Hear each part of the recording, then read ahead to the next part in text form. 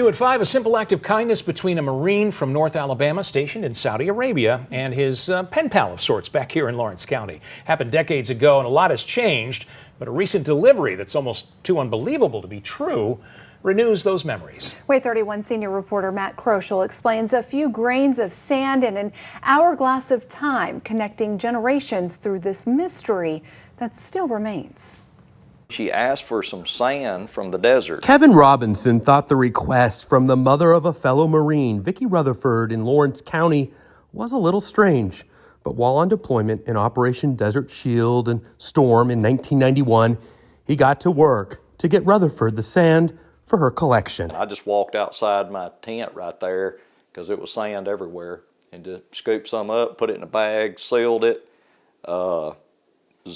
inside an oversized Ziploc, taped it all up, put it in an envelope. Robinson put the letter in the mail, went back to his barracks, and continued his service. He didn't think much of it after that. And she evidently never received it.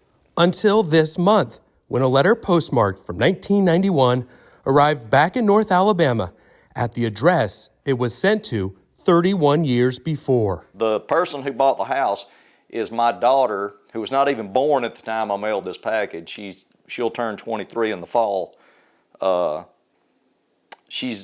her boyfriend that lives there now, and he contacted her and said, "Hey, it's something. I've got a really weird letter in the mail that showed up at my house, and that's still the mailing address, I'm assuming, where he's at."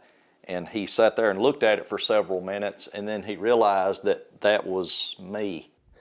Yes, the envelope somehow re-entered the U.S. mail stream and was delivered to the now-deceased Vicki Rutherford home that now just happens to belong to Robinson's daughter's boyfriend. It sat somewhere for several years before it made its way back into the postal system and got sent back to its intended location. USPS offered an apology for this delayed delivery. In this specific case, we apologize for the clearly unacceptable time frame for returning this mail piece to the customer. Although we can't provide a definite reason for the delay, there are various things that could have happened. While we'll never know where the letter was sitting for all these years, it's a final delivery that means even more now to the families on both sides of the stamp.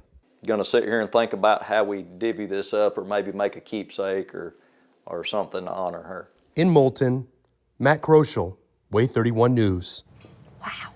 The Postal Service says in rare cases, mail can fall behind machines at sorting centers. They said when a piece of mail is found, they will do everything they can to make sure it's delivered.